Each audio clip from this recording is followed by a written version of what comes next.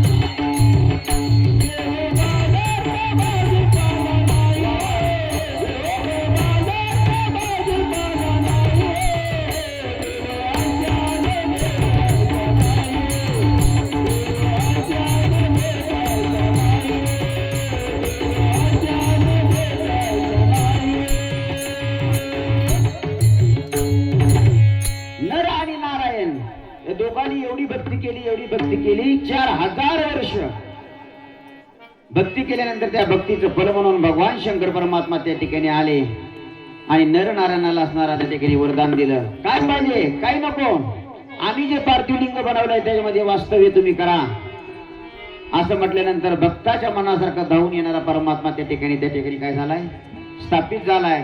आणि ते नाव, ते असणाऱ्या शिवलिंगाचं नाव काय पडलं, केदारेश्वर। बोला केदारेश्वर भगवान की जय। त्यानंतर असणारं लिंग 6व्या क्रमांकाचा आहे भीमाशंकर। भीमाशंकराची उत्पत्ती कशी झाली या ठिकाणी सूत जी असणारे शौनिकाजी ऋषींना सांगतात। सूत सांगू लागले की त्या देवाच्या हातून शिवजीनी राजा सुदक्षिण यास मी तुझा पाठीराखा आहे असा निरोप पाठवला। कोणाला? सुदक्षिण राजाला। नाव थोडे अवघड आहेत बरं का, राजाची नाव अवघड आहेत, राक्षसाची नाव अवघड आहेत, पण लक्षात ठेवायचे, राहिलं तर राहिलं, नाही राहिलं तर नाही राहिलं। सुदक्षिण राजा त्याला सांगितलं की तू काही काळजी करू नको, तुझ्या पाठीमागे माझा असणारा, तुझ्या पाठीवर माझा हात आहे। भगवान शंकर परमात्म्याचा पाठीराखा म्हटल्यानंतर खरोखर ते आपल्या शिवगणा सोबत घेऊन त्या भीमासुराशी युद्ध करण्याच्या तयारीने त्याच्या नगरामध्ये गेले। कोण? सुदक्षिण जो राजा आहे त्याचा आणि भीमा राक्षस आहे त्याचा असणारं युद्ध होणार होतं। त्या ठिकाणी गेल्या आणि गेल्यानंतर राजाच्या गुप्तहेराने राजास अशी वार्ता दिली की असुराज, तो शिवभक्त सुदक्षिण राजा हा तुमच्या विरुद्ध युद्ध करण्यासाठी भगवान शिवाची आराधना करून त्यांना प्रसन्न करून घेत आहे।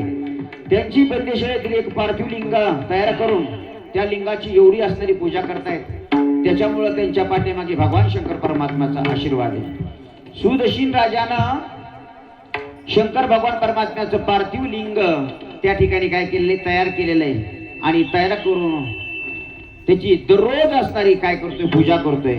आम्ही पूजा करत असताना महाराज एके दिवशी असणारा त्या भीमक राजानं भीमक असणारा जो राक्षस आहे त्याने सुदक्षिण राजावर बरोबर युद्ध करण्याच्या कपट नीतीने त्याच्यावर चाल करून गेला आणि चाल करून गेल्यानंतर हा असणारा तयारीने नव्हता, त्याला याबद्दल काहीही माहिती नव्हती आणि मग त्याच्या ध्यानात नंतर आले की आपल्यावर युद्ध असणारा कुणीतरी करणार आहे, म्हणून काय करायचं, आपलं तर सैन्य कमी आहे, आपण कोणाला बोलवायचं, हा असणारा राक्षस आपल्याला आवरणार नाहीये आणि म्हणून करता त्या ठिकाणी सुदक्षिण राजाने असणारा त्या ठिकाणी त्या पार्थिव लिंगाची पूजा करायला सुरू केली.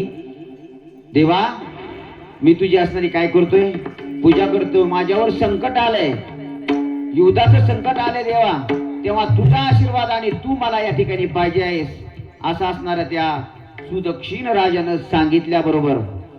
कारण एवढी भक्ती त्या राजाने केलेली होती, राजा होता तरी सुद्धा सर्व असणाऱ्या भावनायुक्त अंतकरणाने शुद्ध अंतकरणाने असणारी भक्ती करण्याचं काम असणाऱ्या त्या राजाने केलं, म्हणून देव त्याच्यासाठी त्या ठिकाणी काय झाले, प्रकट झाले. राजा काय अडचण आहे देवा, तो असणारा भीमक असणारा नावाचा राक्षस मला या ठिकाणी मारायला येतोय, तेव्हा देवाच्या बद्दल काहीतरी उपाय करा. आणि त्यावेळेस भगवान शंकर परमात्माने घाबरू नको, हे का नाही, मी तुझ्या पाठीशी आहे, हे का नाही, मी तुझ्या पाठीशी आहे, पाठीशी असल्यावर तू घाबरायचं काम नाही. त्या ठिकाणी भगवान शंकर परमात्मा स्वतः त्या ठिकाणी हजर राहून त्या असणाऱ्या सुदक्षिण राजाच्या बरोबर युद्ध खेळले आणि त्या असणाऱ्या राक्षसांचा पराभव केला. हो का, फक्त भक्तीमुळं, आणि त्या भक्तीला अनुसरून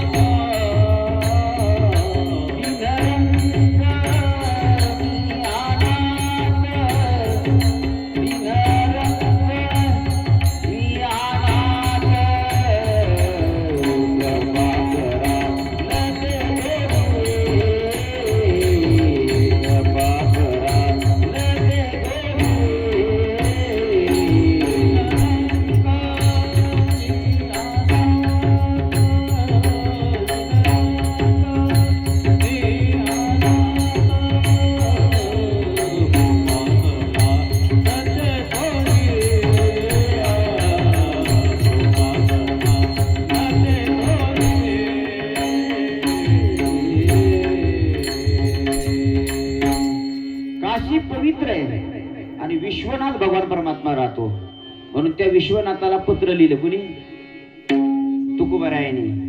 काय म्हणून, तुम्ही विश्वनाथ दीन रंग मी अनाथ, कृपा कराल ते थोडी, पाया परिलो बराडी.